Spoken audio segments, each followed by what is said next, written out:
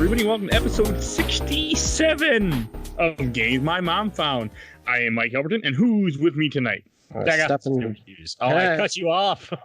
I've never done that before. Why did I do that? You haven't been here for 2 weeks, and so I'm so used to going right after Mike now. Great start, everybody. I don't introduce it. Who are the cool cats and kittens with me tonight? Is that better? Oh yeah, there you go. Stefan JD. Crocodilians, Stuart Hughes. I've been waiting to use that joke. I was gonna do it last week, but then I forgot to. So. I feel like it's already like fading, and it's kind of like sad because I always want to talk about how crazy that show is. Thank God that show came out when it did. It would not have done good if it didn't come out during the quarantine. But that's not what we're here for. Stu, this is actually your idea. This is our first different episode, if you want to. Yeah, so we mentioned this back in like December that we were changing the format a little bit so that we could do some like longer games. And so we decided to do a couple like special topics type episode. And so for this episode, we're going to be talking about some video game commercials. Something that people probably don't think about all that much, but I think are really important and really cool. Yeah. When you first had this idea, I was like, okay, I'm still a little unsure. What's funny is that you're like, I don't know. And then like me and Stefan were like trying to narrow down a list of commercials we liked that were like from like a list of 20. Oh, it was a lot. I barely picked the 3. So each of us are going to have 3 different commercials that we picked that we're going to talk about that we all have watched. And there will be links in the show notes if you want to watch these with us during the recording, after recording. They will be in the show notes. Yeah. Actually, will be stuff in the show notes for a change other than the basic stuff I put in.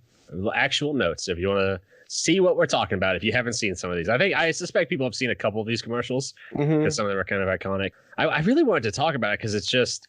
I feel like video game commercials and ads are like in a very special niche where like if you're going to do a trailer for a movie, that's easy. You just cut parts of the movie trailer and you're like, okay, this is stuff in the movie. Like this is what you're going to see. You should watch this movie because you're going to like this. And then like if you have an ad for a book, it's usually just like an excerpt from the book. And it's like, buy the book to read more. With like, unless it's a gameplay trailer, video games can't really do that. It's not like if they show you a cinematic from the game, you're just like, oh, okay, that's in the game. I don't know what anything else is about. So they have to kind of force like the theme into the commercial. And so I always really appreciated them for that.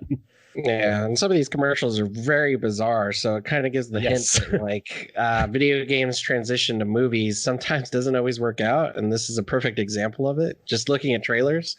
We have a very wide assortment of old commercials and new commercials and... Well, speaking of weird, I'll go first as one of the first ones I picked. This was absolutely all Stefan's fault that it even came in my head because I could not think of a commercial for the life of me, anything. And Stefan's like, what about that Smash Brothers commercial from the N64 days? And I'm like, oh yeah. So the first one I want to talk about is it's just a Super, as I just said, Super Smash Brothers commercial from N64, but many of you probably saw this back in the day. I remember it.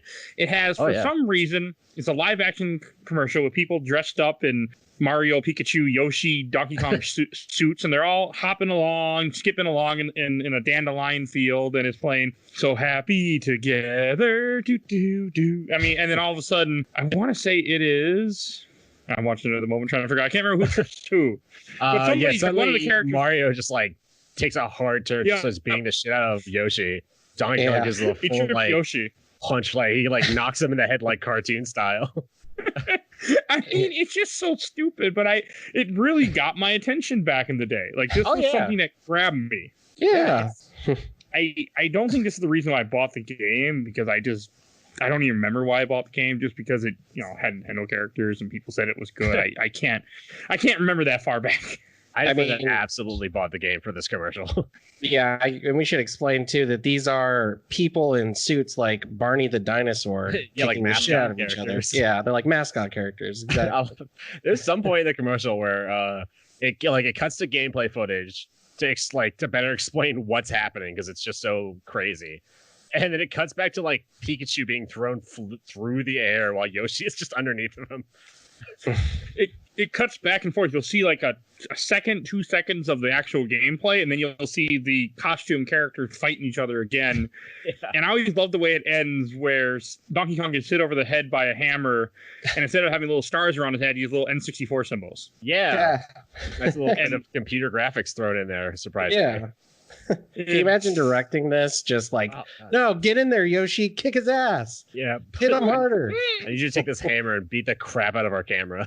Yeah, Dick Kick City, go for it. Yeah, I mean, and it's the same hammer from the game. Yeah, it's so fun. I like how they went the extra mile and had all the characters in the commercials or characters they show in the gameplay footage, so they could keep some of the characters hidden, because that's always been a big thing with Nintendo. Gotta surprise people with the Smash Bros. A few characters. Like, this doesn't even show you Link's in the game. Yeah, you don't know. Like, it doesn't have a Link. It doesn't have. Was Zelda in the first one? No, she's in Melee. Luigi was in the first one, though, right? He's the secret character. Yes. Yeah. Mm-hmm. Yeah, it only shows you Donkey Kong, Yoshi, Pikachu, and Mario. It's just so stupid. It's such a great way to like introduce the concept of Super Smash Bros. Because at that point, like everyone had their own little Nintendo games. They're like, what if we? It's such a weird concept for Nintendo. What if we take all of our beloved characters that are just so like friendly and kid friendly and nice, and just have them beat the crap out of each other in a game? Yeah, but they're toys, so it's okay.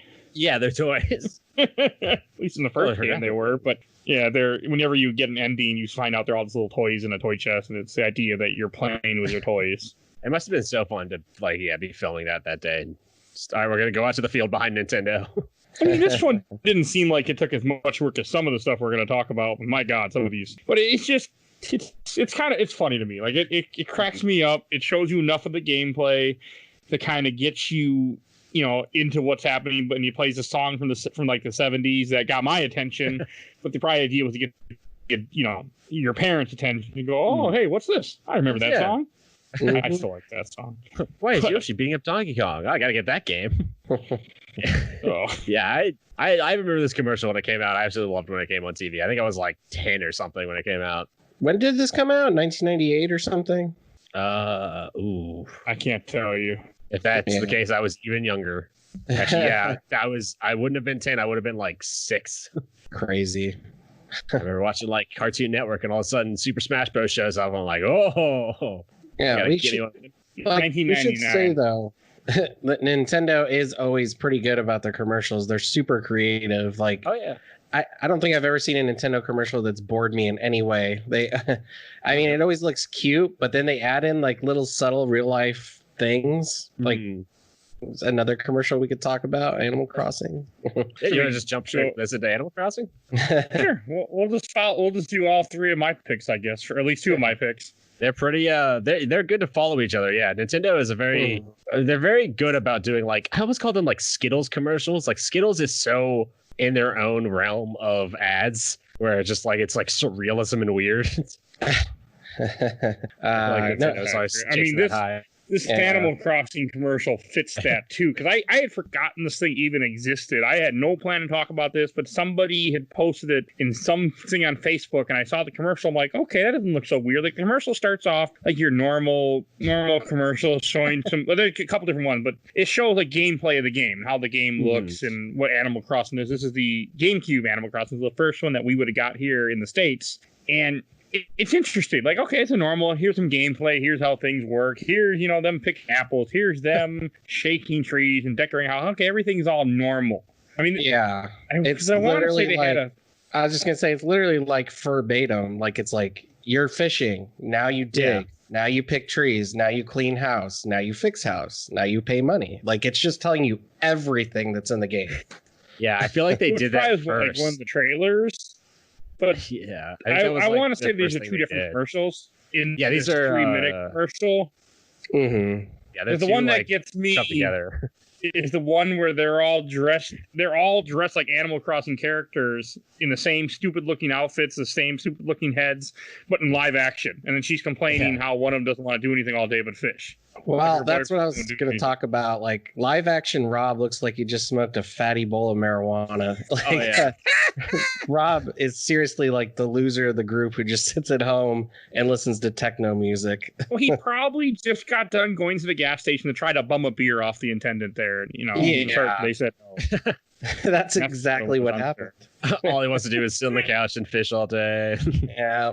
I like they probably did the gameplay trailer, like the little gameplay footage first. Yeah. And you have to consider this was like when I would say this was like right when like Keeping Up with the Kardashians first came out and reality shows just started taking over. And somebody at Nintendo must have been like, what if we just do a reality show commercial for this?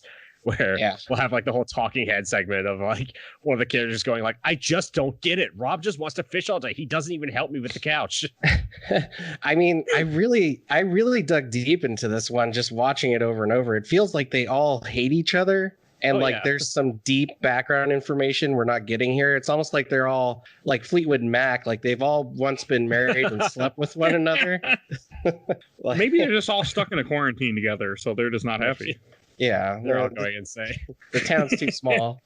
The town is small in this one, but it's just so weird. Like this game doesn't need live action people wearing costumes to really advertise it, but is what they went through because it gets your attention. It's very like early 2000s. I mean, it even has like the same font as like every reality show had at that time. Or it was like, meet the cast. Let's meet everybody in the Big Brother house. Yeah, that's probably what they were going for too. And see what Kelly has to say. Rob just keeps moving my chair back and forth, and I hate him, and I hope he dies. Like, it's a very 2000s mentality. Doesn't one of the chicks like turn to the other girl and she's like, "Where'd you get that dress? The trash?" Yeah, she's like, actually, yeah. Yeah. There's also like a weird sexual innuendo in this one. Yeah, I swear. It's such a weird commercial too. Like I'm watching it right now as we speak, and it's just so fucking strange. It's so I like the hard cut to like Tom Nook with the camera. It's just so disconcerting. This giant raccoon. I feel like he's taking pictures too, isn't he? Yeah, he is. Yeah, yeah. That's right. That's what she says. I found it now. Where's my big fat hammock time? It's like, what? He does look like a stoner. Oh, yeah. 100% like a stoner. Mm-hmm. I have those eyes at Animal Crossing currently. Actually, no, I just switched because I've got a Link outfit on. It's funny seeing this compared to like I'm playing a shitload of New Horizons right now. It's so funny to go back and watch this. It's just so different. Mm-hmm. Oh, God, I am addicted to it. I can't stop. Every day I'm like, I gotta go find that bitch that sells turnips. She's avoiding me. I don't know why she's avoiding me. I'm so angry turnips at her. For this commercial. Yeah, no, I think this was free turnips. I think I never played the early Alien Crossings. Animal Crossing turnips weren't until the newest one. I'm pretty sure. They didn't have the stock market in the old ones. I played the original Animal Crossing on GameCube a decent amount until I got to a point where I couldn't do anything until the season changed, and I said fuck it and never came back. Yeah. I feel like one of the highlights of that game is that you can go and buy old NES games and play them on there, like Zelda and Punch Out. I think there's another. Maybe I'll go buy an old copy of Animal Crossing so I can play like a virtual console version of those games on the GameCube. Help you a different way if you want to, but that's also true. Also, I could just play it on Switch because there's all the NES games on there too. Oh yeah. I think that's about all we need to say about the Stoner commercial there. Yeah, these are fun ones though. I like these a lot. I had forgotten about these until you said them. I was like, oh yeah, like I forgot Nintendo had that period of just like oddness to everything.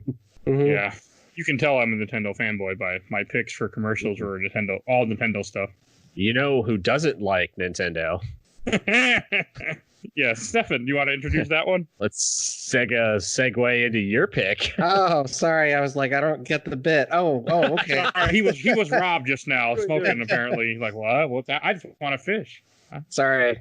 My bad. I'm going slow today.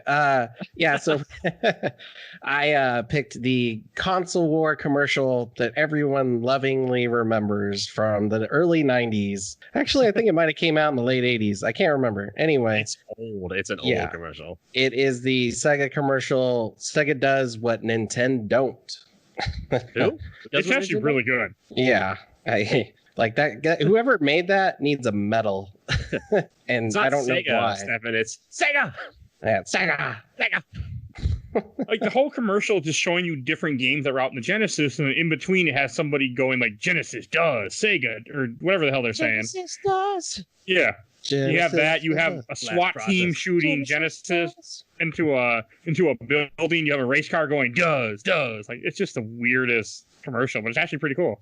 Yeah, it's funny that like people still are so obsessed with console wars today. Some people, it's fallen off, but it's funny that like companies were fueling those flames for such a long time. Like, oh, we'll just start like a little war with Nintendo and have like a little. It always felt like a fun little rivalry. I think I never felt like they were like actively trying to kill each other. Yeah, and it's like the culmination of a lot of things, because it's just the Sega came out when the NES was out, and that was what they were trying to compete with. So then Super Nintendo released the Super NES, and then people are like, well, it's better. It's like, well, yeah, it came out after. Yeah, of course it's better. Obviously. Technology is better now.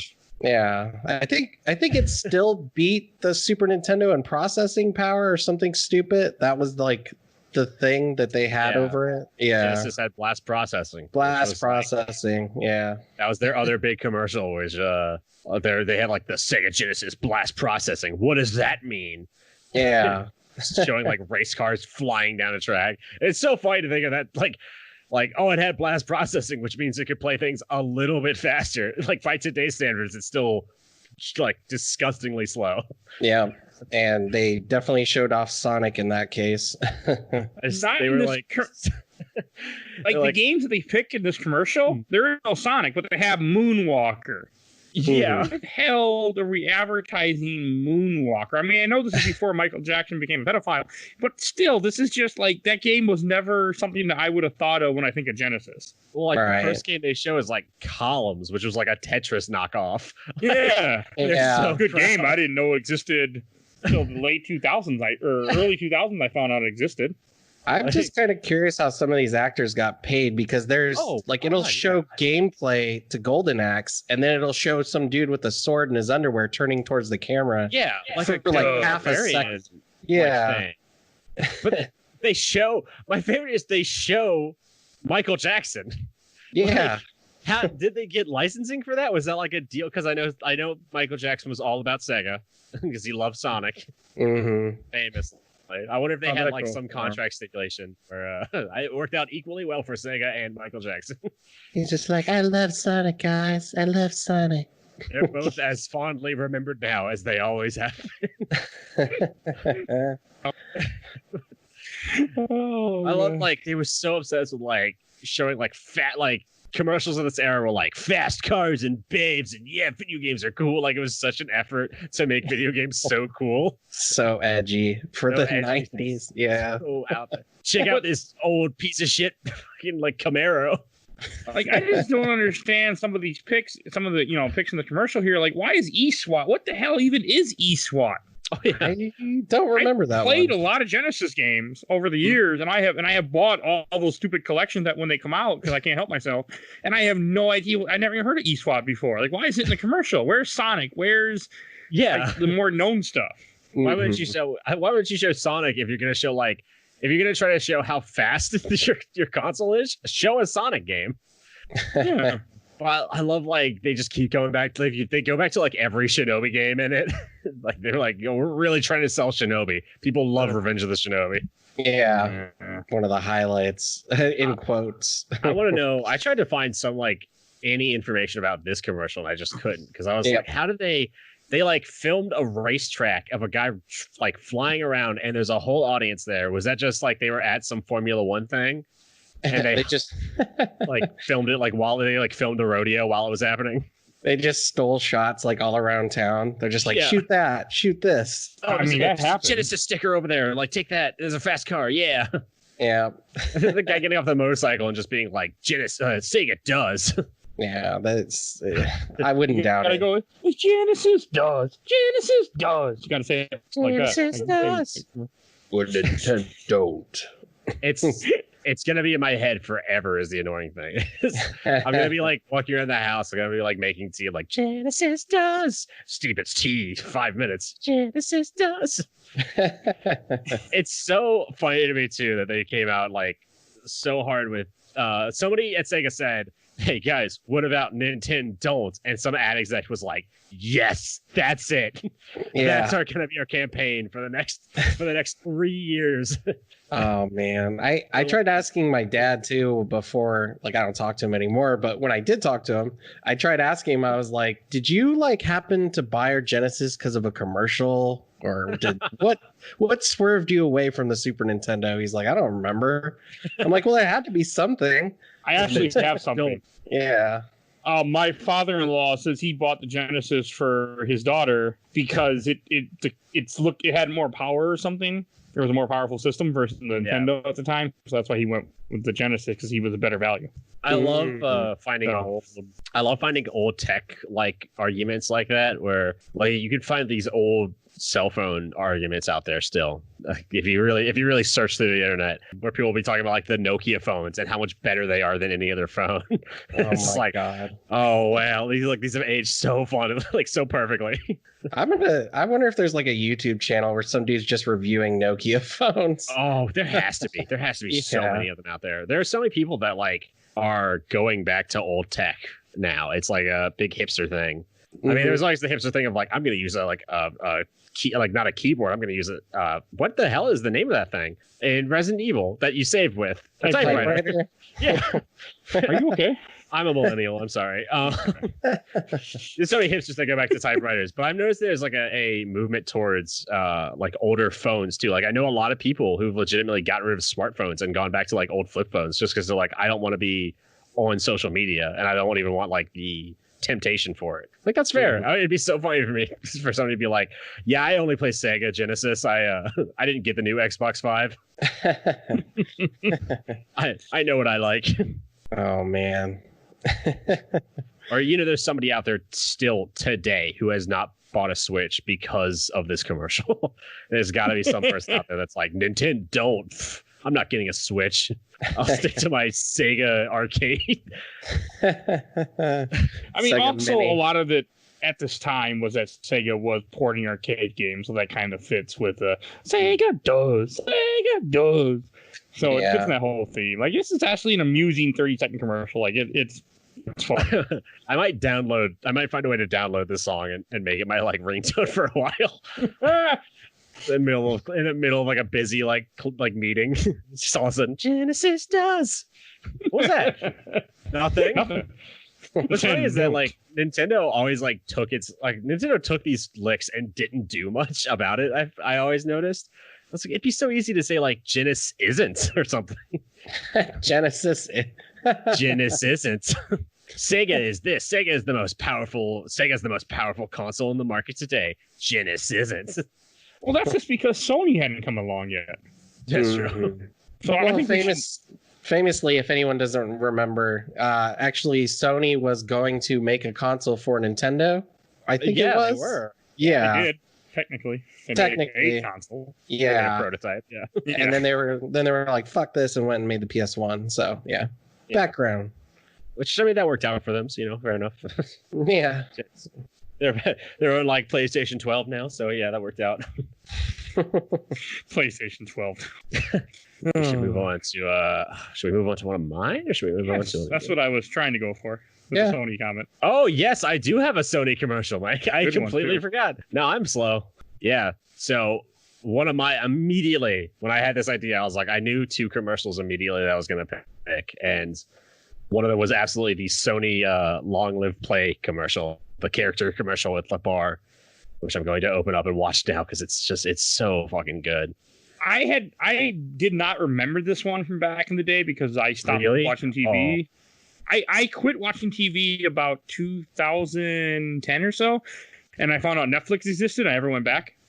Oh wow! I actively go back and watch this commercial all the time. I love this commercial. So set this up for people. You have these 2. It opens up like a foggy woods, and you hear like the World War II planes going overhead, and the 2 paratroopers are walking through, and they find this old tavern, I love the setup of them going in and putting their weapons down on the weapon rack, and it has like plasma pistols and like swords and these like super high-tech weaponry on it. Yeah. Also, when they put the like money in the money jar, like yeah. before they get in, it's a different kinds of currency. Like some are coins, some are something futuristic. There's like gems in there. Yeah, it's really cool.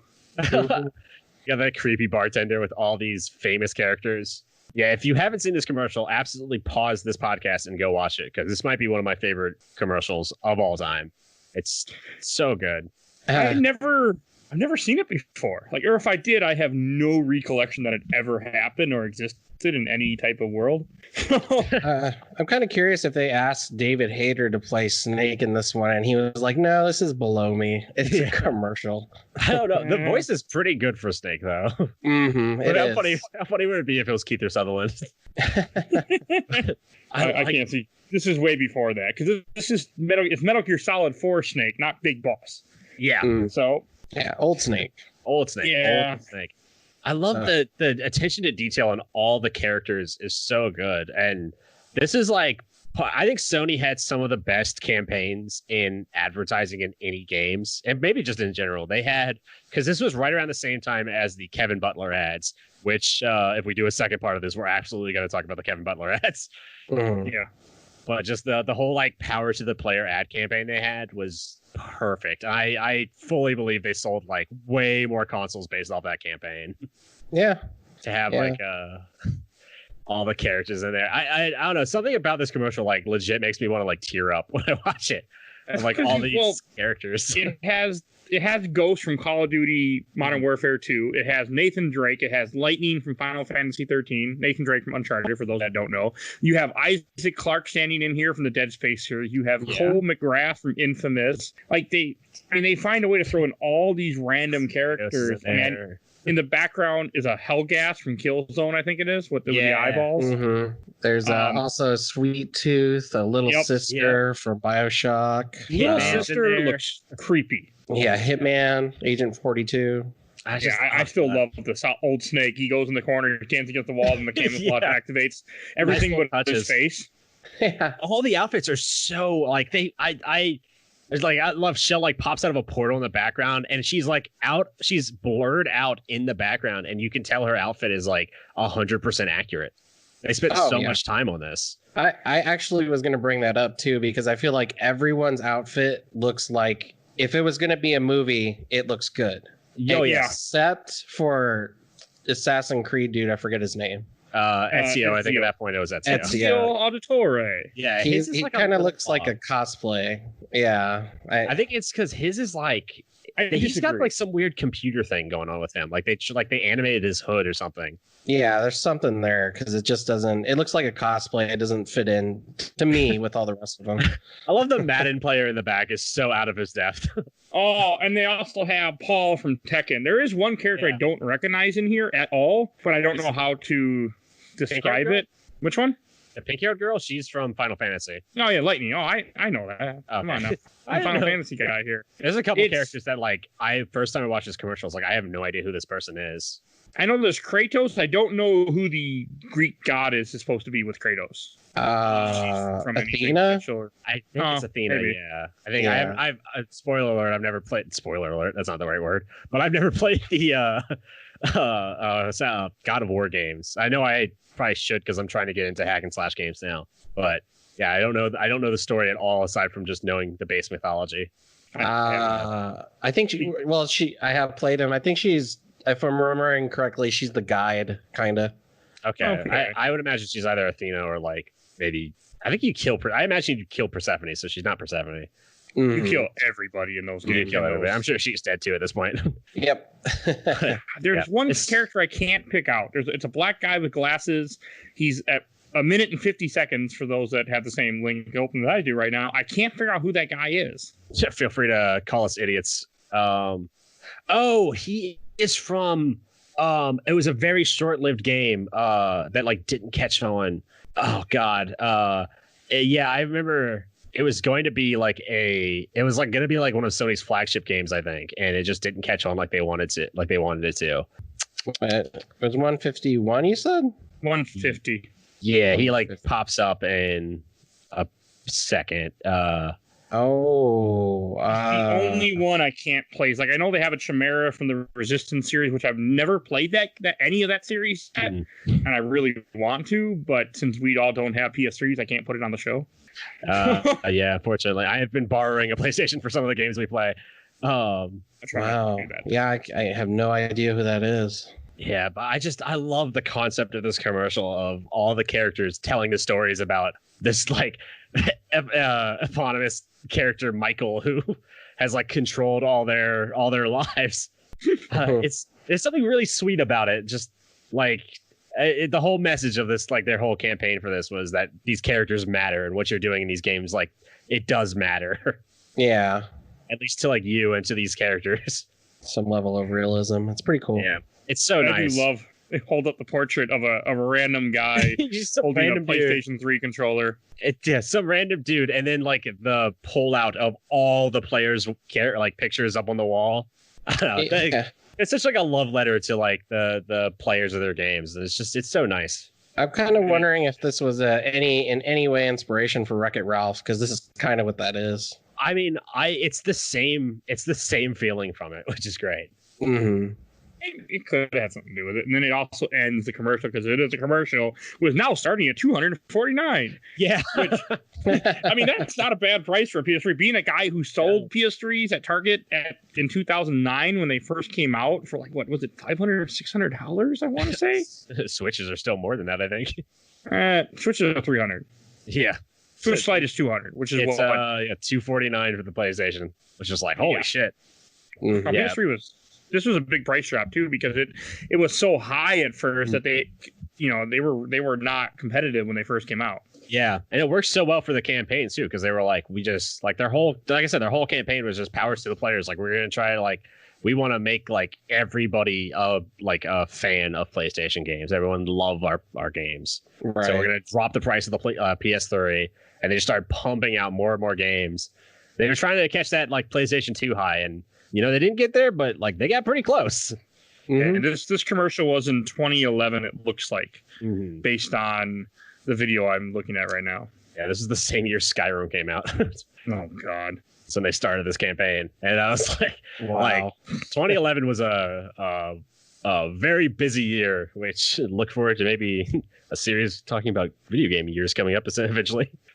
Later this season, actually. Yeah. Even though we forgot to introduce when this season started, and then I just said fuck it because it doesn't matter. Our seasons don't matter. They're arbitrary. It's just they're just for us. It's just it's on our side of it. Maybe we'll like have, like, a secret tweet or something that's like, "Oh, is this even season 4 begun yet? Vote now." All right. Any last things to say about this long-lived play commercial before we move on to the next one? Except I do like that lightning from FF13 in here. Just that I love it. Yeah. I'm glad you picked it. This was a cool one to watch. It really makes me want to play Infamous again. Like, I really want to play Infamous. It's a nice one because it's not, like, focused on any one game. It's just like a love letter to all these games that exist and all the people who play. They're not even exclusives, because, like, Dead Space wasn't exclusive to them, so they did stuff. I mean, Assassin's Creed wasn't exclusive. They did other things to kind of throw in here, which I thought was really cool too. Yeah. Just a all around, just really impressive commercial. The only character we forgot to mention, because he's in 1 second of the commercial, is Sackboy from Little Big Planet. Yeah. Chess. I wish they gave him, like, a little tiny beer or something, just a little, like a teardropper beer.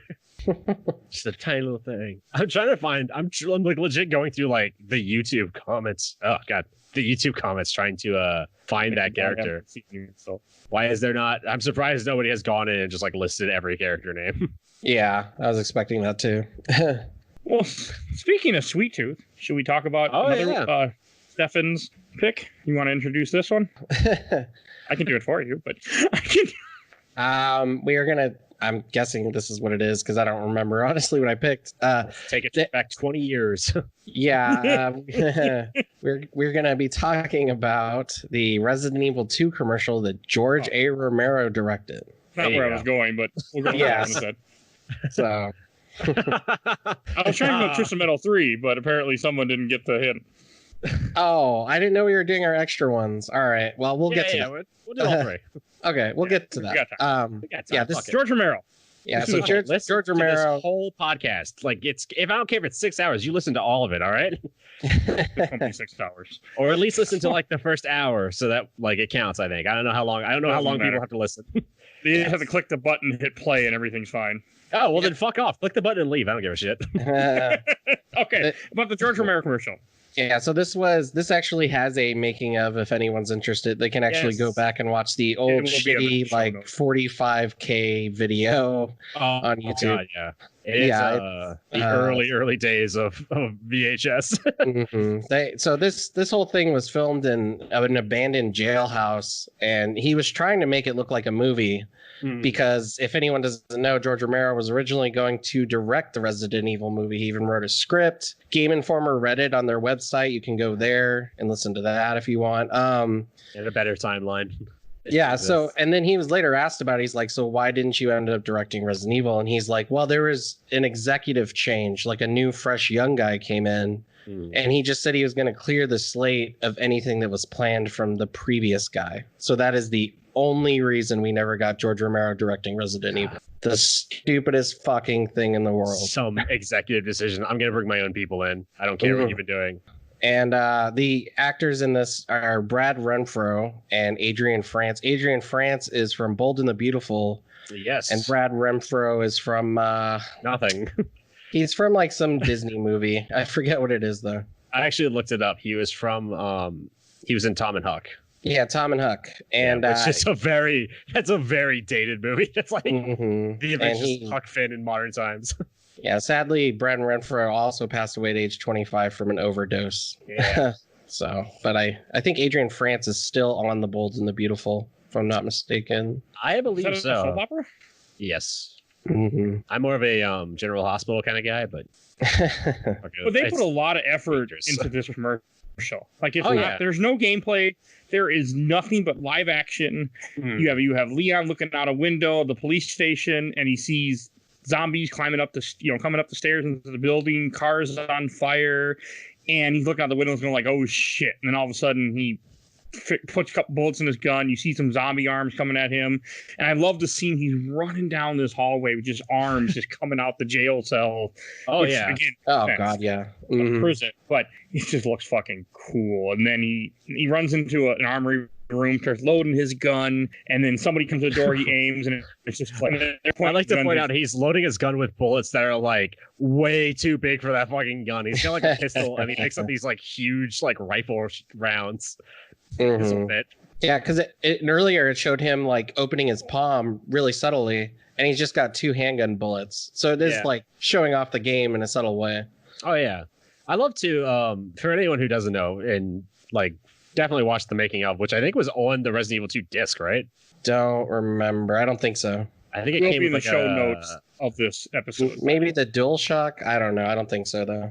I think it was on some collector's edition of it eventually. It was definitely on a disc though, because I remember watching it on my friend's PlayStation at some time. Yeah. It's for those who don't know about George Romero, he just Romero kind of like films everything different than any other director. Where he'll go out and he'll just like film a bunch of random footage and then he makes it in editing.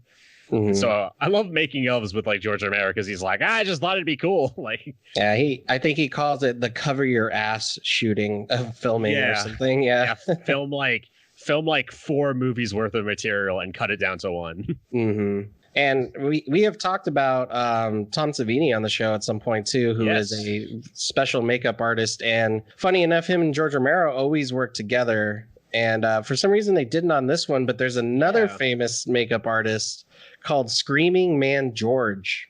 That's his real name. This is he's a fantastic artist too. Yep. And he did all the makeup effects in this trailer. Like I can't. When I was watching the making of, I couldn't believe how much freaking time and effort went into a 30-second commercial. And you can see stuff that they filmed that never made it into the actual 30-second commercial. Like they just filmed because, like you said, he just filmed whatever the hell. What the hell? We'll deal with it later. Yeah, but they George did the Did he do he did the effects on Predator, but I can't remember if he did. He like came in and did like the he helped Stan Winston do like the makeup effects after they did it the first time, and they like fucked everything up. Yeah, when it looked like a giant centipede or whatever the hell it was. Yeah, when it was supposed to be Jean-Claude Van Damme playing the Predator. Yeah. They got rid of all that. They brought in Stan Winston and Scream Man George, and they went to fucking work and made that movie next level. I like how Jean-Claude Van Damme was doing cocaine around that time, and even he was like, "No, I'm not going to put this on." Yeah, why would I play this? Reportedly, the only reason he didn't do it though is because you couldn't see his face. Yeah. He was upset. I am falling apart right now. I'm coughing. I am like hitting my mic. Oh my god. All right, I'm okay. Okay, so in this, like in the making of with this commercial, it just shows you how much effort they put into having the zombies look different, and that, like we had kind of mentioned already, he filmed it like they were filming a movie in a sense. And it's just impressive. Also, it doesn't even say Resident Evil 2; it says Biohazard 2 because that was the Japanese, and I want to say the European name too. Yeah, I think it's just Japan, but I could be wrong. I want to say Europe is Biohazard, and Resident Evil is only in America. Yeah, I thought. That's probably it. Yeah. I'm actually not sure now. I don't know who to believe because Stefan doesn't sound sure and Mike does, but Stefan's the expert and Mike isn't. You are all those are all factual statements you just said too. Yes. I'm so confused. I think it was Biohazard. I think Mike's right. I think it was Biohazard just in the PAL regions as well, which is like Pacific Atlantic. For those who don't know, it's everywhere but America is PAL. Pretty much. It's just interesting how much effort went into this. Like I ended up watching this entire making of too because I'm like, well, I should watch this for the episode. Yeah, it is called Resident Evil in Europe. Okay, you're right. I could have swore it was. I guess I was wrong. Yeah, the only part that got like you can see like God, they filmed so much stuff he didn't use. It looks like. I love Adrian France in the like behind the scenes talking about it. Where she's just like, I just had so much fun. Yeah, I got to shoot zombies and be like this badass like action chick, and like this chick is she's just so happy to be there. That long to film for them. I mean, it must have only been a couple days or a week tops. Probably, honestly, with George Romero, probably 2 to 3 weeks, like for something like this, because they had to like build all the lights and everything, and you know how he films is he just films everything. Mm-hmm. So probably did take a while, and the director of photography was on crutches too, which is funny. Yeah, I think there's a scene where what's his name runs down the hallway, and they're like, "Okay, cut." Yeah. And then everyone starts clapping. I'm like, he just ran down the hallway. Like because they finished filming. That's what it was. I know, but it's just like okay. I like they finished filming. That's like it's like commercial. The opening shot of the commercial. Yeah. Like that's a wrap. Yeah, they're all like, yeah, good job, guys. So yeah, I would definitely advise everyone to watch the behind the scenes for this one though, because you see up close like the zombie effects, and there's a great line from Romero in it where he's talking about there's a great little like bit where he's talking about how he made like the original zombie. He didn't make the original zombie movies. He took the original zombie movies and made them like something like better. And then Resident Evil came from that, and he's like, and now I'm working on it, which is like such a weird cycle to go through. I do gotta say, I really like the costumes of Claire and Leon in this. They're pretty accurate. I felt like for the game for Resident Evil 2. Yeah, super accurate.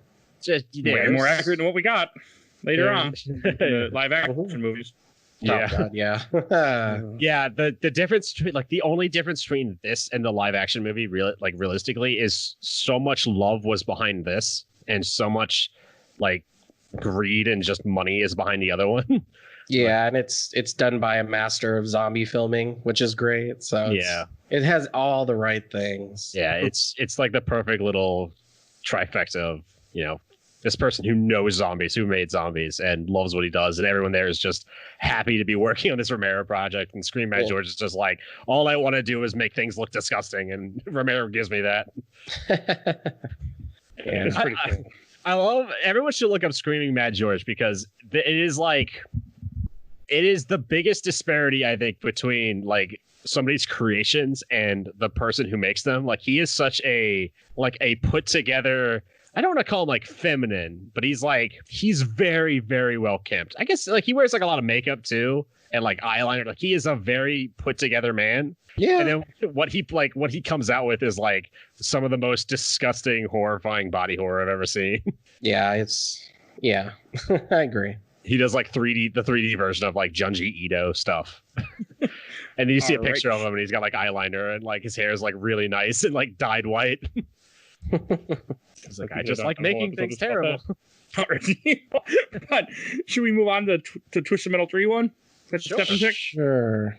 Yeah, the Twisted Metal 3 trailer was literally chosen at random. It was just, there are so many video game commercials, and this was just one I remembered from my childhood. I was like, whatever, throw that one in. It's just weird. Let's talk about it. You're also a Twisted Metal fan, though, too. So I feel like that played, because we almost did Twisted Metal 2 on the show at one point, but that got thankfully taken off.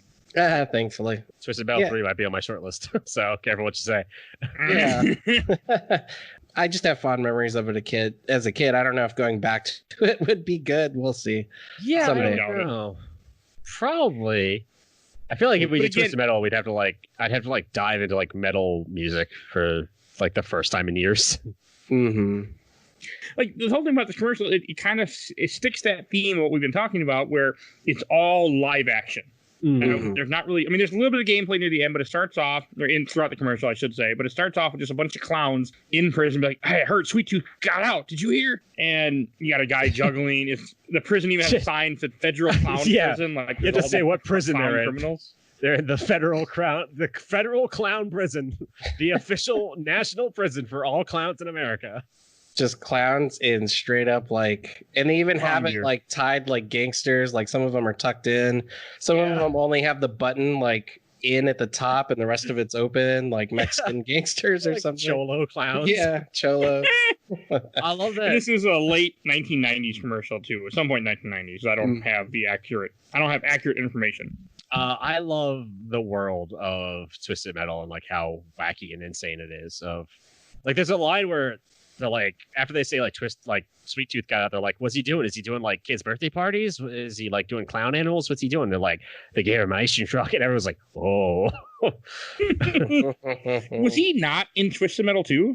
He was. I want to say he was the boss on the first game, and then in the second game, well, we'll talk about it some other time. But yeah, he's in there. Okay, that's all. I couldn't. Okay, because the commercials like made it seem like Sweet Tooth's back. Like I thought maybe he wasn't in one of the games or something. Well, that's kind of the odd thing about Twisted Metal. Like Sweet Tooth is the face of the series, and like in some ways he's presented as though he's the protagonist, but he's not. He's just like our boss. Yeah. In the first one, he is a playable character later on, because Twisted Metal games are just arcade shooters with no real. They all have endings. They all have fucked up stories, but there is no real like what's happening.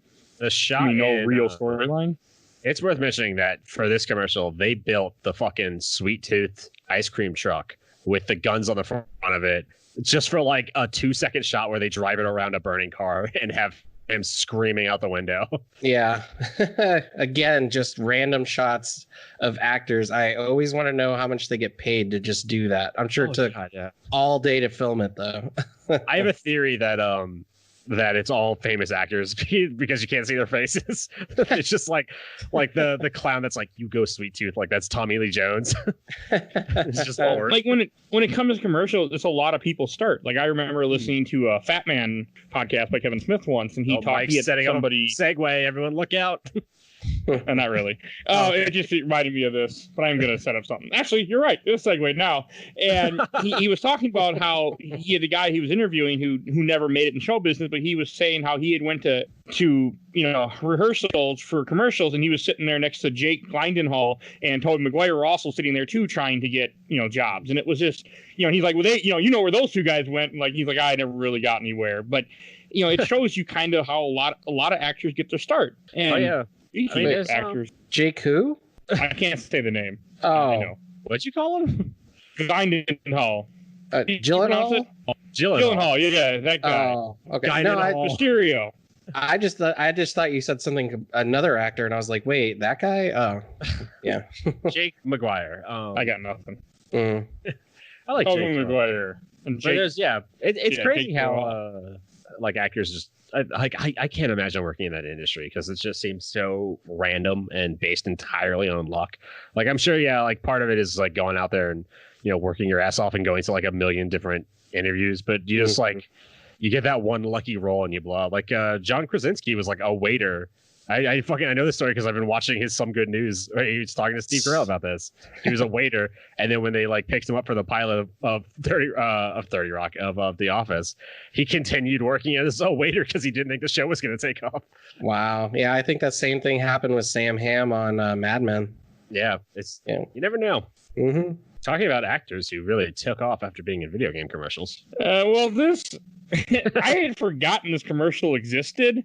I didn't even know it existed until somebody randomly had pointed it out. I mean, I might have seen this as a kid. It's what's now called the Paul Rudd Super Nintendo commercial. It's just a Super Nintendo commercial. Which I'm going to look up real quick because the one you sent us, Mike, is in French. Yes, it is.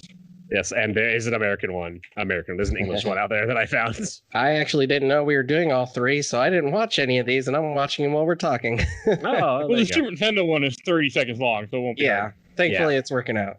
Yeah, initially we were only going to do 2, and then we had a spot open up and was like, oh, fuck it, let's just do all 3. Yeah. And that was like yesterday that we decided that, so that's why we're a little thrown.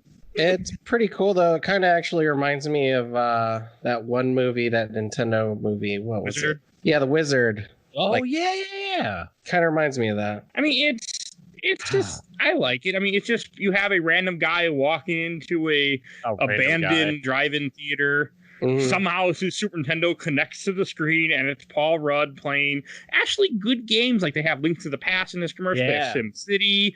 They have games that actually fit with the Super Nintendo, not just random ass crap. I mean, and Pilot Wings is on here, it looks like, so who knows what the fuck that's doing here for, but hey. The most annoying part of this commercial is that Paul Rudd still looks the same fucking age as he did back in like 1982. He like ages in dog years, like every 7 years is 1 year. It's reverse dog years. Reverse dog years, yeah. So like God years, if you would. Yeah. He's just like one of those actors. God. I mean, another actor that's like that is Adrian Paul. Like he looks the Highlander. He looks kind of the same too. Mm-hmm. Yeah. Keanu Reeves. Patrick Stewart was 50 when he was 20, and he's still 50 now that he's 80. It's a really cool little commercial. Like I was impressed how much I actually enjoyed. It's just cool. I mean, again, the version I was listening to and watching right now is in French because I didn't bother to find one that was in English. This commercial actually kind of predicted the future because you actually now can pay to go into a movie theater and play video games on the big screen. Yeah, it's awesome. Yeah. I mean, right now you'd have the whole theater to yourself. Yeah, I think it's like break into one. Yeah, I think it's like $500 for like an hour. So if you get your stimulus check, just go play for 2 hours and blow it on there, right? But you couldn't get in right now. By the way, in order to get in now, well, hey, what you do, you just wait until about the end of this year when AMC goes out of business. Unfortunately, you go break in one of those and you'll be all set. AMC is not going to go out of business. Okay, they're going to get bought out by Disney, and then movie prices are going to jump to $30 for a single fucking film. All right, only for Disney films. No. Yeah, Disney films will be $30. All non-Disney films will be $200 each. That's how they're going to do it. It'll be like a 10% discount if you have your Disney Plus subscription, Andy. Like a little barcode on your app. God. No, it's going to be a barcode you have to print on your fucking wrist. No, you're right. It'll be a separate like dongle you have to buy.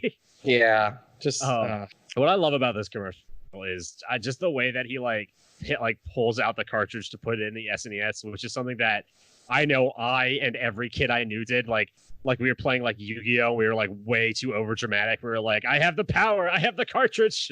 Let's play. Let's play. Link to the Past. Funny enough, underneath this video, the next video says, "Parents upset over new Nintendo console, circa 1991." Yeah. I watched that news report. It is so funny going back to that because it's like, it's just too expensive. $40. They want you to pay a whole $15 for a new console. It's like, oh, you idiots.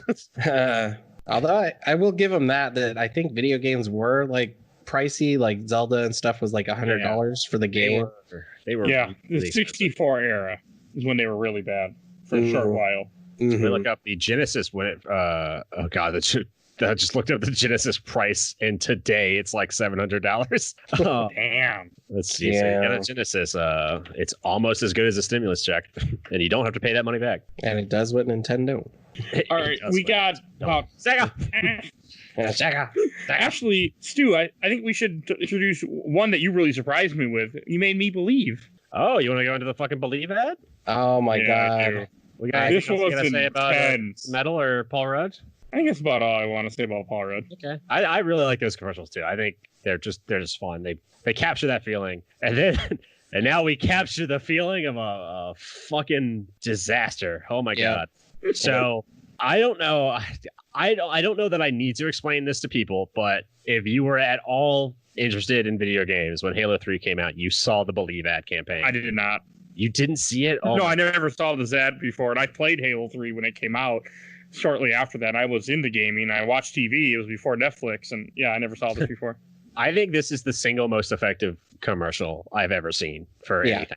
Sound. It's okay. So let me explain the Believe ad to people. So Halo 1 came out and changed the way that shooters functions, and I don't mean like we all like, you know, it's got friction stuff there. Everything about Halo is still how we play shooters today.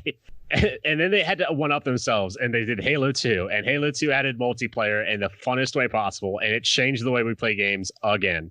And they had to come out with Halo 3, and they knew they had all these fans that were like huge Halo buffs, people that were like going to LAN parties. Like, how do we capture that essence? And so they came out with the Believe campaign, and holy shit, is it fucking good. Yeah, I legit almost cried last night watching this. It made me want to grieve. I want to like melt it down and inject it into my fucking veins. It's so good. What it is, it's a diorama. Yes. Like the actual. There's two things for this commercial. We're gonna first talk about the first part, where it's just a diorama of all these UNSC Marines, brutes, elites. I mean, the Covenant. They're all fighting. It's all like a freeze frame of this great battle that happened, and it's showing you different scenes of all these miniatures in this great battle. And you see people fighting, you see people dying, you see somebody getting carried off by two jackals, I think it is, or whatever they're buggers. Yeah. It's like the chaos of battle, like frozen in time, with all these insanely detailed sculptures, like little mini sculptures of soldiers and brutes, and Chopin's Raindrop Prelude is playing throughout the entire commercial as it's like slowly panning through. Oh my God. They like every sculpture. It's almost like the beginning of Saving Private Ryan or something. Like every face, like there's one guy just screaming in terror. There's another guy like on a machine gun, just like letting it loose, screaming, firing it off. I mean, everything about it. I'm getting chills. It just makes me want to cry.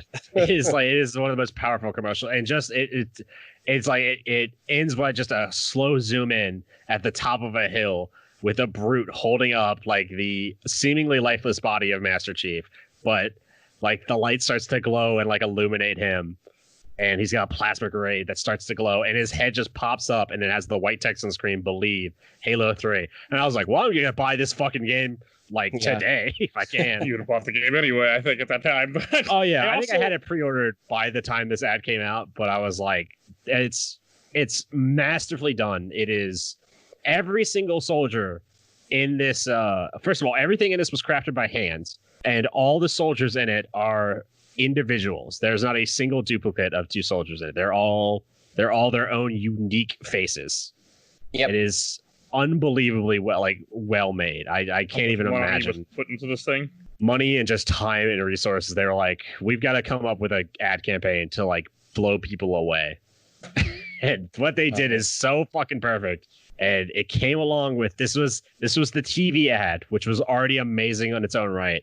And in addition to this is when Halo started really, really getting its like the online game. They came out with the full Believe campaign with interviews of. It was essentially a mockumentary. It was interviews with like soldiers who fought with Master Chief, and it was a documentary about like these museums that they had dedicated to like the war for human survival, and it's so powerful. And they're like, I remember where I was during this. They're like, we brought him out. You know, it's been 50 years since I've seen this. Yeah, and I mean, they make it. You know, they really make it look like a real thing. Like he picks up a brute weapon. He's like, and he's thinking this is heavy. He's like, it's just so cool how they do it. There's like there's like a little part where they take this soldier out to like these trees, and he's like, I remember exactly where each one of these trees was placed. He's like, it was pitch black. I was looking for ammo on the ground. I could hear them coming, blah, blah, blah. And they're like, do you care if we turn off the lights? And he's like, sure. And they turn off the lights. And Yeah, and it shows how dark it really was out there when he was doing battle against the Covenant. And I'm just like, oh, this is brilliant. Everything about this. I don't know who that actor was, but that actor deserves he deserves a fucking Oscar for this commercial, because they say to him, do you mind if we start the lights out? And it's like his face barely moves. He's just looking at them, and like the look in his eye all of a sudden is like shock, like the horror of war for like a split second. And he goes, okay. And it's just like, holy shit, how did he do that? Yeah. How did they get an actor that fucking good for a commercial? I forget the famous line that they say, but they're like, Master Chief told us, because they couldn't find his body or something. They're like, the Spartans are never KIA, they're only MIA. And we did a ceremonial burial for him. But he always told us that us Spartans shouldn't be honored. Just no soldier. Yeah, no soldier should be honored or something. We're just here to do our job. Yeah. Oh, no soldier should be honored for doing their job. Yeah, that's what it is. It was brilliant. A powerful ad, and I love the full campaign so much because it's brilliant the way they talk about making the diorama.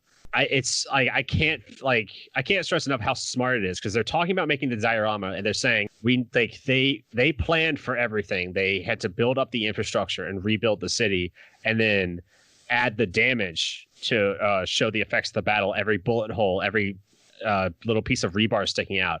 And I was like, they're talking about making the game.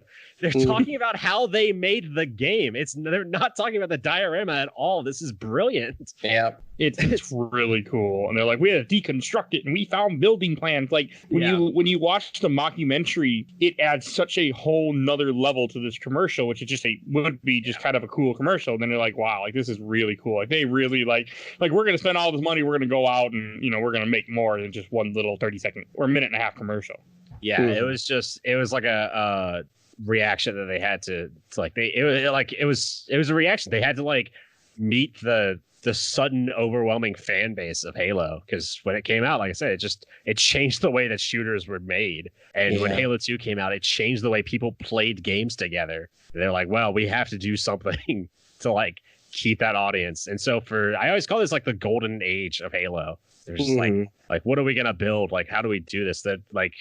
How do we get Martin McDonald to keep making ever more increasingly epic music for these games? Yeah, I want to say out of all our picks, because we chose some goofy ones, fun ones. Everyone chose goofy ones, and I chose these. Yeah, this had me on tears. This is the most emotional one. I think everyone should go watch it. Yeah, and there will be a link in the show notes for both of these. I will have a link also for the mockumentary right below it. Mm-hmm. Yeah. It's funny because it's the ad is about a minute and a half. And I remember every time it came on TV, I remember very clearly seeing it show up on TV and stopping everything else I was doing just so I could watch it. It's like a mini movie to me. Yeah. In fact, this would be a good way to tell a Halo movie if they just bring all the soldiers to tell stories about Master Chief. I've always wanted them to play them out. I think that's why I like Clone Wars show so much, is because it has the same feel of being just band of brothers in space. I would love for Star Wars to do the same thing. We're going to take some old clone troopers and we're just going to interview them. Just the awesome idea of doing something different in that universe is so so cool to me.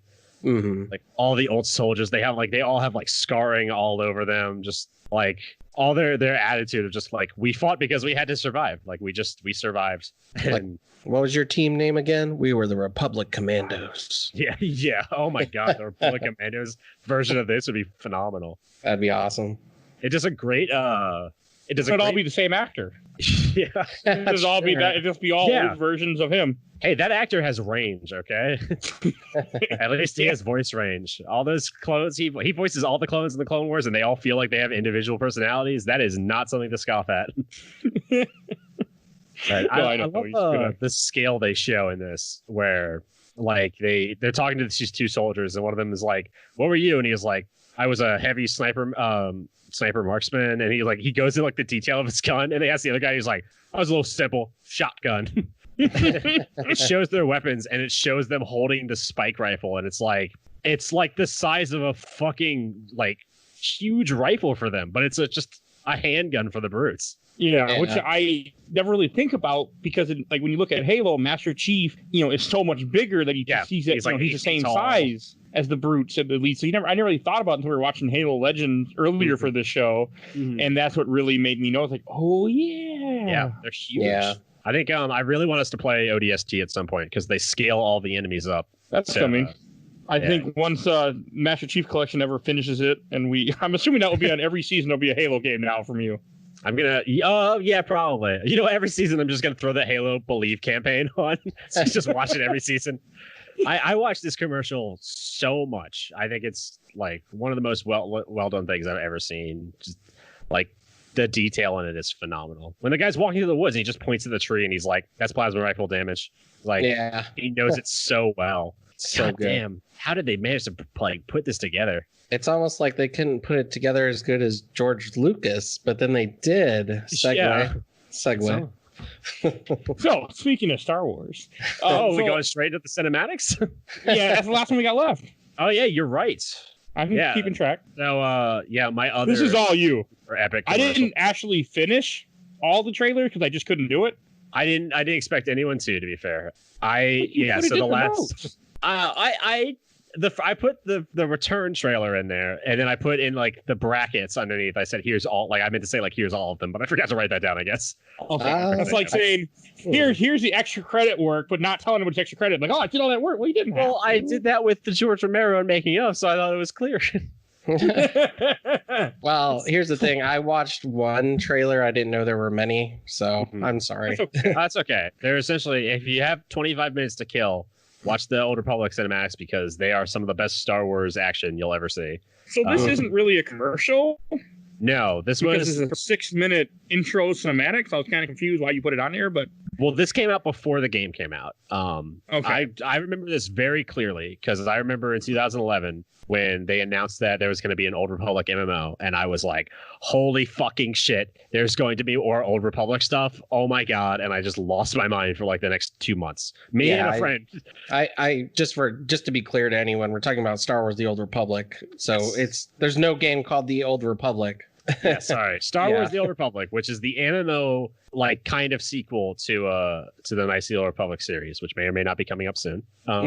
Yeah, it is. I mean, I already said it on the Facebook channel. Okay, yeah. So in 2 weeks, we're playing Old Republic with the Knights of the Old Republic with a friend of mine who also loves that game, and I guarantee you, we've both watched these cinematics. We probably watch them like 8 or 9 times a year each. That's going to be another 3-hour episode, isn't it? It easily could be. Yeah, I know. Are we playing Old Republic or KOTOR? We're playing KOTOR. The Old Republic. Oh, okay. Yeah, so this is the cinematic trailer for the MMO that was like, it takes place like around 20 years or so after, not 20 years, sorry, it takes place like 60 years, I think, after the Knights of the Old Republic series. Yeah, because they're like two separate things. Yep. Yeah, kind of. Like game-wise, they're just two. Yeah. It's a completely different kind of game. Same universe, same story. Mm-hmm.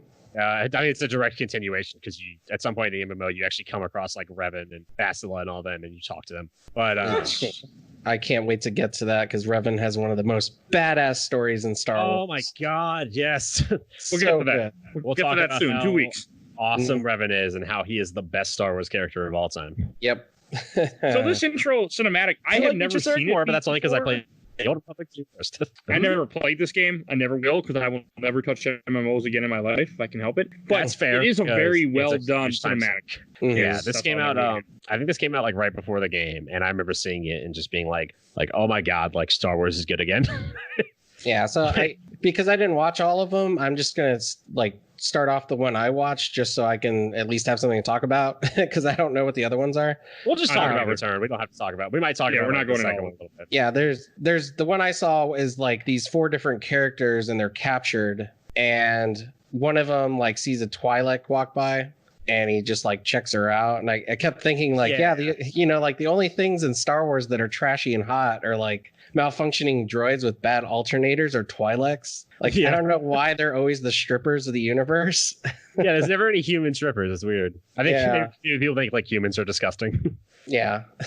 I want to say in one of the games there's like a Zabrak stripper. But maybe in the MMO is huge. I love the MMO. It's a huge game that has a ton of story in it. It's not for everybody. If you don't like MMOs, don't play it. I wouldn't tell you Yeah, to. I won't be playing it. I like MMOs, and I don't even like MMOs. I like Star Wars enough to love that MMO. Yeah. It's just there's so much good story packed in, and I want to say in the MMO somewhere there's like a Zabrak stripper that you beat. And like in my trailer too, they try to escape, and one of the cool things about this trailer is that it actually shows good lightsaber dueling. Yes, there's one of them that tries to throw his lightsaber at a Sith Lord, I think, or it's vice versa, and it bounces. Bounces off the lightsaber and comes right back to him, which I thought was badass. He throws the lightsaber not to attack somebody, but to block an attack for somebody else. That's right. Yeah. I think I want to say like J.J. Abrams has probably seen this commercial when he did Force Awakens and was like, you can just do new shit in Star Wars. You can just make them like stop shit in midair. That's awesome. We could be creative. Oh, we should have done that. Yeah. Oh, I love going back and watching these cinematics because there's like 50% of the YouTube comments are just people going like, why don't you make these movies, Disney? Like this would be so cool. Stop talking about supposedly we're supposed to get Knights of the Old movies. It's in the next set that comes out eventually. It's not gonna happen. It's never gonna fucking happen. I don't really care. I want them so bad. I like the new movies up to a point. I like two of them. I like two of them a lot too. I don't think they're like the best movies, but I appreciate them and I like a lot of things they do. We're never getting those fucking. I had this conversation with Peter on an episode that you guys will not hear for a very long time, at least for a few months probably. But we talked about how like when I saw Rise of Skywalker, I loved it. I thought it was great, and I will have no plan to watch it again. I'm gonna take that memory, shove it in my head, keep it. I came out as excited as could be. I thought it was amazing, and I'm like, I'm good. I don't need to read about it. I don't need to look into it. I'm just. I don't want to dissect this to any point that I don't like. Walk away. One thing that I love about these cinematic trailers is that everybody is a badass in it. Like even the smuggler and the trooper. You're fighting two Sith Lords. Not Dark Jedi. Not Dark Jedi, fucking Sith Lords. And the clone trooper and the smuggler are holding their own for a little bit. Yeah. Everyone's a badass. Everyone like has their roles. And it's so indicative of the MMO of like everyone having their skill set. But also just the lightsaber combat. Oh my god. And if anybody does want to watch all the cinematic trailers, they will be in the show notes too, just because. We're not going to talk about it, but they will be there if anybody is curious. The part of this trailer where Satele Shan, by the way, that's Bastila Shan's granddaughter. I didn't know that. Yeah, the clue is that she has the double-bladed lightsaber. That was like they didn't say her name. That was like the hint that everyone had of like she kind of looks like Bastila. She has a double-bladed lightsaber. Are they related? Bastila. She throws that fucking. We'll talk about her. We'll talk about Bastila. That's going to be a 3-hour episode. Oh my god. Bastila is certainly a character in Star Wars that has opinions. We'll get there. 2 weeks. When Satele Shan throws her double-bladed lightsaber to her master and he catches it and uses the double-bladed lightsaber and the single-bladed lightsaber, I was like, oh, that's it. Star Wars can never get better than this. This is the best it can ever get. Yeah, that's pretty great. Are there Mandalorians in this too? Yeah. Okay. One of the Sith Lord sidekicks is like actually a character who becomes like one of the Mandalores. This is the way. That's cool. Now I'm watching the other trailers right now. Okay, yeah, they're all so well done and so cool. And at some point you're gonna get into like the Fallen Order stuff, which was like a whole expansion for the MMO that was just some fantastically amazing story. And I think that's the reason that Disney will never touch this is because it just goes into like a whole other universe of like Force users and like the Jedi and the Sith end up having to kind of like work together. I think the MMO plays around with the ideas of morality way better than any of the movies do, and I'm including the original 3 movies in that. As somebody that loves the original 3, the MMO covers like these really dark pits of like morality and what they mean. I think.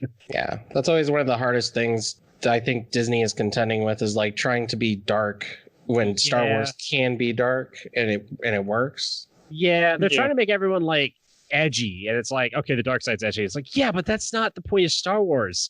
The whole point of Star Wars is like people are like, oh, like people really locked onto like, oh, a Jedi can't form attachments. It's like, yeah, they said that in the prequels, and that's why the Jedi fell. The whole point of the original movies was that Luke needed his friends to win. He had his friends, and that's what made him strong. Now, that's why they failed in, with Revenge of the Sith and everything, because he wasn't allowed to have a tap room, so he couldn't open up about his feelings, and he made some terrible mistakes because he had nobody to talk to tell him, nobody, this guy is lying to you. He's crazy. Don't follow him. And let me just say to all the idiots out there that think that, like, oh, Jedi shouldn't form attachments, and like Knights of the Old Republic, Bastila has fucking sex with Revan, all right? That's how Satele got here. Spoilers. You can't like one and then bitch about the other. Spoilers. Star Wars fans, as a Star Wars fan, Star Wars fans are the worst people on the planet. I'm not trying to be like a gatekeeper and say like stop ruining the thing I love, because I would never say that to somebody who's getting into Star Wars. But for the people that think like they're the real Star Wars fans, stop ruining the thing I love. All right. Any last things to say about the Star Wars one? Yeah, just real quick. I wanted to mention how I think it's really cool, first of all, but I really like how it has like so much depth to it. Like I said, I watched these a lot, and I just pick up on other things like going in. Like one thing I love about it is that it has Satele Shan and her master, and it has a character who shows up in the MMO named Scourge and his master. And I like that in the fight, both their masters die and they're left like on their own. Like it just sets up like the perfect opening story. Yeah, that's pretty cool. Like by the and time then both can have good stories too. Yeah, it's great. It's just like you get like all the characters. All the characters have like their attitude and personality that you pick up on immediately. You know who the smuggler is. You know who the Jedi Master is. I like that Twilight that he checks out when he's walking by. She's actually a bounty hunter in the story as well. Yeah, she works with the Sith. Yeah, because I know there is one game on PSP and DS that there was a Twilight, like she's something. I don't remember. A smuggler, maybe. Well, there are Twilight Jedi in the prequel trilogy. Yeah. I mean, Aayla Secura was God, I'm just gonna be naming Star Wars names. Aayla Secura was like a big Jedi Master that everyone fell in love with because you can see her stomach, so she's sexy. Was she the blue one? Yeah, she was the blue one. Yeah, she is played by a hot model, so. Yeah, that's true. Yeah. Yeah. I definitely didn't have a crush on any of those. They also have a Sith Twilight in this too. Twilight trailer. I'm watching the other ones right now. There's a Swift, Swift. There's a Sith Twilight Master who's like a big part of the extended universe that shows up. The game really like delves into the extended universe, and the cinematics have a lot of those characters in there. It's just cool to see them all like at their best. Yeah, and I think with anyone, if you're into video games, watching video game old commercials, it's actually really fun. Like doing this was totally fun to me. I enjoyed it. Yeah, it's just really like cool to go back and like, okay, here's how we used to like see video games. Yeah. I think it was Alana Pierce. I forget who she used to work for. She used to work for IGN. IGN, yeah, but she brought up how like right now we're in the teenage years of video games. Like we still haven't grown up yet. We're still in the teenage years. I kind of agree with that. Yeah, we're like, I think Alana is really, as if I know her personally. I think Alana Pierce is like, she's really wise about like the industry as a whole. I love watching her videos because I'm like, yeah, that makes a lot of sense to me. Yeah, she's pretty spot on. Yeah. Yeah, she's also fucking hilarious on Funhouse. Yeah. Yeah, I definitely agree with that. Like we're getting to a more mature video game like diaspora as video games are becoming. I mean, video games are mainstream now, but there's still that kind of like resentment towards them amongst some people. So we're definitely getting to that point where like as video games are getting older, people are realizing like, oh, we can't just fuck around. Like we have some responsibility to make these stories better, to make these stories more mature. Yeah, it's very true. We didn't do this on purpose, but we accidentally went through all the commercials in relatively like some kind of order from oldest to newest, or from like maybe oldest thematically to newest thematically. I don't know if I go that far, but we can say that. And actually, I want to try it. No, we did not. None of that was planned. But I actually kind of want to try a shelf or box idea I've been thinking of as you've been talking. Okay. We'll make it quick because we're not. I mean, we've said a lot about these commercials, but I want to have each of us will go and we'll look at the list of commercials and say shelf or box what we think. If it's something that we would watch again, and we'll just quickly go through it. Mm-hmm. I'll go first since it's my idea. So for my shelf or box, Smash Brothers shelf because it cracks me up, still funny. Animal Crossing box. Sega Genesis does, Nintendo don't. Shelf. Long to play, highest shelf, best one. George Romero, RE2 commercial, shelf. Twisted Metal 3, box, because it's stupid. Halo 3, believe that? Shelf. Republic the trailer is not really a commercial, so it was a trailer. It was a trailer anyway. Before the game came out. I'll go on the shelf. How about you, Stefan? I want to say all of them. I just living back into that nostalgia of like the early ones. Just thinking about my childhood is always a great thing because I had a good one. But like all of them felt good. I think, like I said before, Stu's the Halo commercial, Believe. Going back to that blew me away. That I'm going to put that on the shelf at the highest. I would recommend all of them, but that one, I'll probably watch it tonight and cry and eat cookies or something. I need to find. I used to have a black shirt that just had Believe on it. Yeah, and I need to find. The shirt like got a hole in it. And I had to get rid of it. I need to see if I can find it again, or if I can't, I'll just make it. Yeah, and then also Mike's pick on the Animal Crossing that cracked me up. Yeah, that's really stoner guy and just how trashy they were to each other. I was like, good God.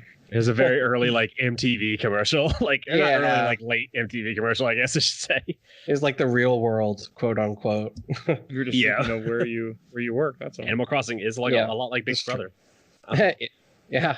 So yeah, I'd put them all on my shelf. I hope people listen to this and like it because I want to do another one at some point. So yeah, we'll see. Okay, let's just do another one anyway. Yeah. This is a weird one because I really hope people like that we talked about these because I think they're really important. I would shelve all of these hands down. Mm-hmm. I really hope that people like it. I really hope people like it. I hope people even if they don't listen to the whole podcast, I hope that you at least go through and watch all the commercials in the description. I realize it's bad to say that now because you probably already stopped listening if you're not going to listen to the whole podcast. But yeah, I hope people go and watch all these and just like Stefan said, I had a lot of fun time just going in and feeling the nostalgia of these old commercials and just getting really sentimental this week watching them all. I watched there's probably 5 or 6 game commercials that I watch repeatedly. I'll just go back to and enjoy them because I love them so much. So I would love to do another part of this and just talk about more. Like I said, I really want to talk about the Kevin Butler ads for PlayStation because I think those were so fun and important. I would love. I'm surprised. People are gonna. Somebody somewhere is gonna say why didn't you guys talk about Dead Island? I would love to talk about the Dead Island commercial. But that's yeah. Some of the Fallout ones. As you can see, as the title of this episode will be Volume 1, we will do more of these because it's an idea of that. Because the idea is that we're going to try to fit in these things so we can play some more RPGs. We're playing KOTOR in 2 weeks, only because we took a whole week off so I can work on KOTOR. Yeah, because some of us need more than a day to get to the entirety of KOTOR. I don't. Yeah, I feel like you don't, but I do.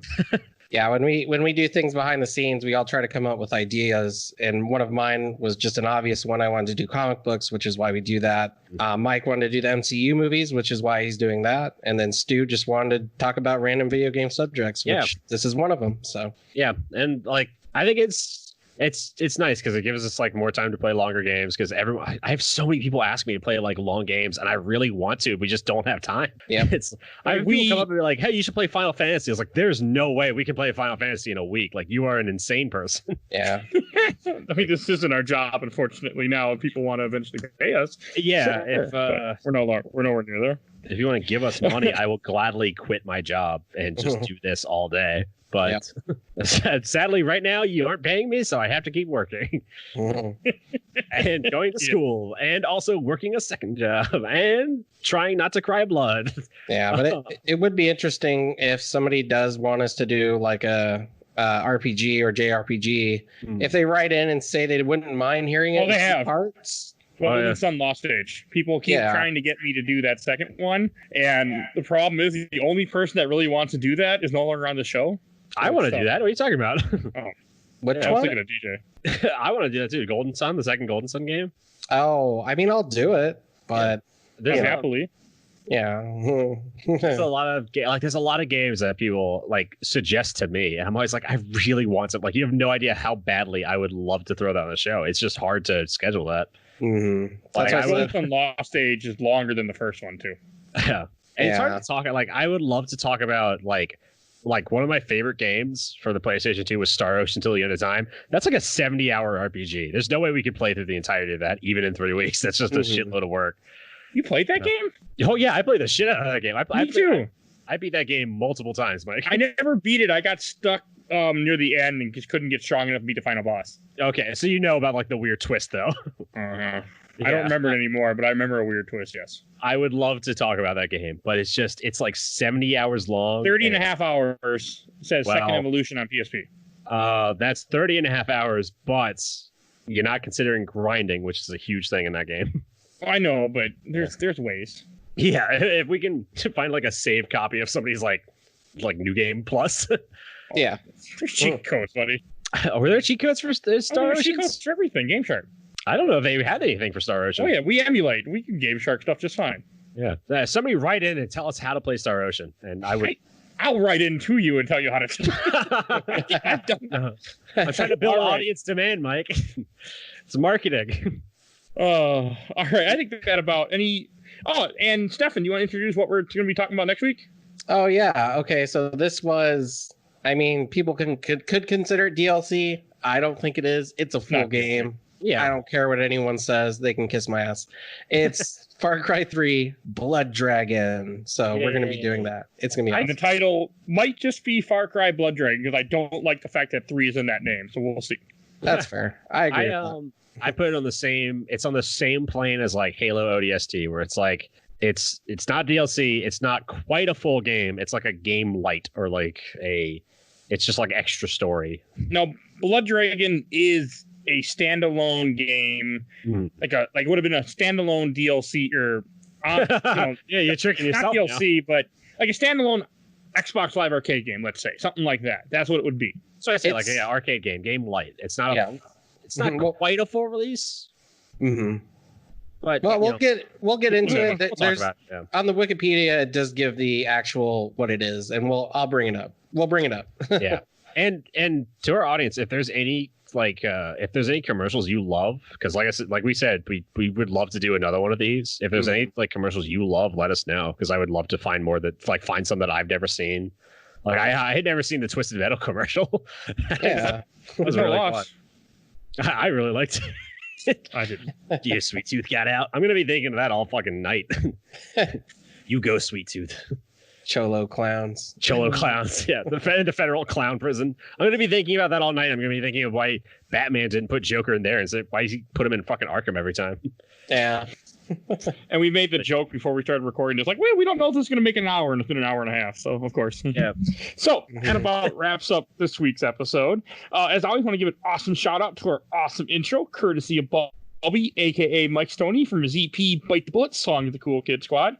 And also, please follow us on Facebook, Instagram, Twitter, where I'm constantly posting new images of the upcoming game. I haven't posted memes all week because I had nothing to post for this. I just posted memes. Because, that's what you do. So, kind of a different one, but I don't know. I like doing this. Yeah, we have 2 more odds coming up. What we consider our season, which is into mid-July, and then we'll do a couple. The plan is to do like 3 of these every 20 episodes. We'll break in 3 in a 20 episode. And also, if you haven't listened to it yet, our Hulk episode MCU has been published as of last week, so definitely go check that out too. And Iron Man we got done also so far. So, yes. Check those out. I was trying to think of what I just processed, and I was like, wait, what is that? That was Supersonic and Hyper Knuckles, which nobody will be hearing anytime soon. No, okay. Yeah, some of the stuff Mike tells me to process, I'm like, oh great, I can't wait to hear that. And he's like, oh, have fun waiting. Well, eventually, once the pandemic ends in the year 2022, we're gonna go to 2 comic book episodes a month at some point. Is our plan. We were gonna do it soon, but then the world ended in March, so we haven't done it yet in March 2020. Yeah. I feel like we've gotten a lot done in terms of planning for the last couple of weeks. Oh God, I mean, I'm not quarantined or anything, but I've just been working a lot on trying to produce more and take advantage of people who are out of work right now. Don't word it like that. I'm trying to take advantage of people who are out of work. Take advantage of their schedule being open. Mike's starting a pyramid scheme. Jump on now. It's a free pyramid scheme. All it costs is an hour to 2 hours every time, and you record. That's all. You just listen to one episode, and then you get 3 of your friends to listen to the episode. Like Albertin does. Like Albertin does. That's accurate. I've done that.